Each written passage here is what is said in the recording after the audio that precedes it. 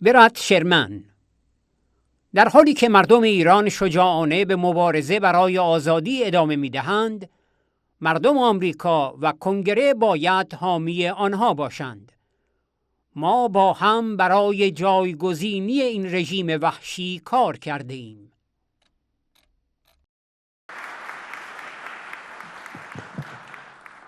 It is so good to be back with you again. The Iranian-American community dedicated to a free, democratic, and non-nuclear Iran. That's why I joined with my colleague Tom McClintock, who I know spoke earlier today, and over 160 members of Congress in reintroducing our resolution condemning the regime's horrific human rights abuses.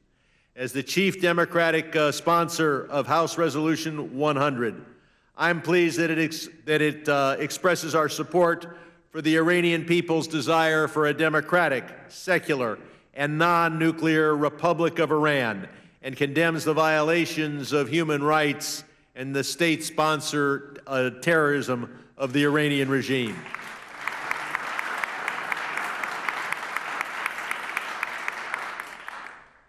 And you know, I've been in Congress for 27 years. I've been a member of the Foreign Affairs Committee for 27 years, where I am the most senior Democrat, and I have been fighting on these issues with you for 27 years.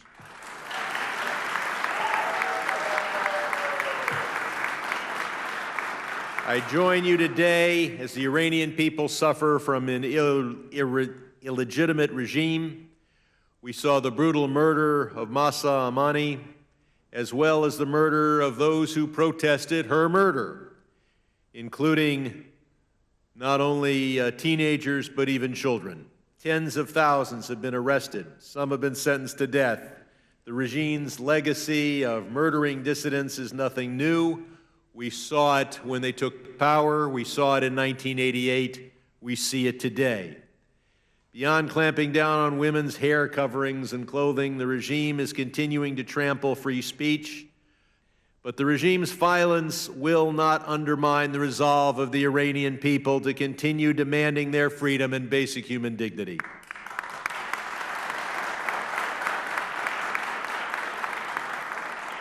And Congress stands with the Iranian people. The American people stand with the Iranian people. I voted for the No Funds for Iranian Terrorism Act. It was outrageous. Iran seizes American hostages and then seeks an advantage. In this case, the movement of $6 billion from South Korea to Qatar. There should be no advantages to seizing American hostages. This is a regime that finances terrorism around the world. We see the attacks of this regime trying to kill American troops in Syria and Iraq. I share your dream of a free Iran, an Iran where people can make their voices heard, where they're not threatened by terrorism, imprisonment, torture, rape, and execution. An Iran where women are free to decide how they dress and people are free to share their government. An Iran where Mahsa Amini and countless women like her would be alive today. That's why for decades we have worked together to replace this brutal regime.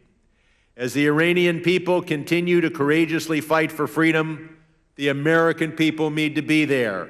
The American Congress needs to be there. And we need to pass Resolution 100.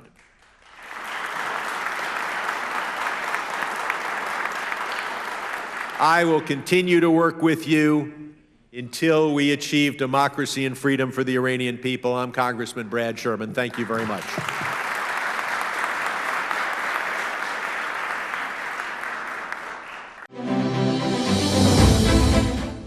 مایک گارسیا: رژیم ایران کانون شرارت در جهان است. ما باید بی‌محابا علیه این رژیم باشیم و از مردم ایران و مبارزان آزادی که برای رسیدن به آزادی تلاش می‌کنند حمایت کنیم.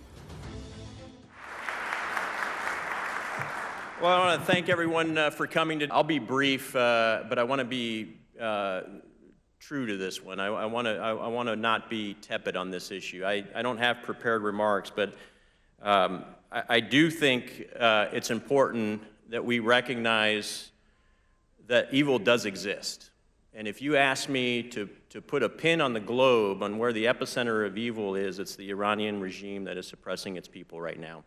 I don't think we can be tepid about this. I think when we are neither hot nor cold against evil, evil prevails. And this is the time that we need to be passionate and unabashedly against this regime to support the Iranian people who seek the great unifying forces of liberties and freedoms that we enjoy here as Americans. So, in this case, what is true evil in the form of the IRG? I am shocked by how many people have been ambiguous about the condemnation of a terrorist organization. The largest state-sponsored terrorist organization on this planet should not require anyone to be soft or have any doubts about how to react to them. If we want anything right now, it should be stability in the Middle East, and the biggest destabilizing force right now in the Middle East is Iran. The Iran regime, I should say, not the people. So I applaud what the people are trying to do there. They are doing and fighting the good fight. I'll end by saying there's 8 things that I think we as a body need to focus on. One, it's maximum pressure on the Iranian regime. We can't be ashamed to say that we oppose this regime, and we should literally put a boot on the throat in any form and fashion that we can, economically, culturally, with sanctions, when necessary, with military and kinetic means if substantiated. We need to make sure that the IRG remains a terrorist, deemed and labeled as such as a terrorist organization. They are that, so we should not have any qualms or issues with designating them as such. I have been fighting the fight to stop this $6 billion deal that has been pushed by this administration and others.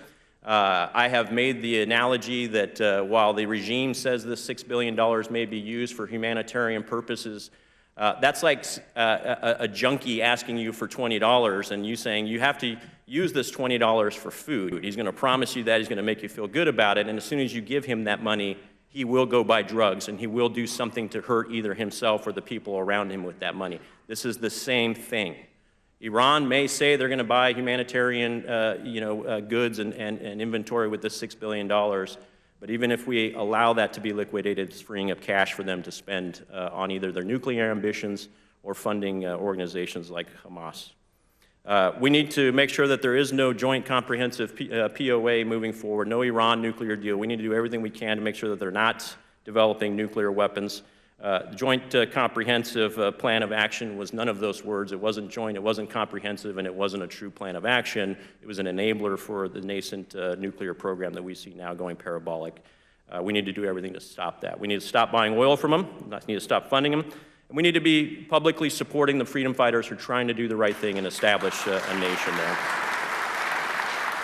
That leads me to the last 2 things, which is we as members of Congress need to stand up and not be ashamed to support this effort, to be very vocal about that support, do everything we can legislatively.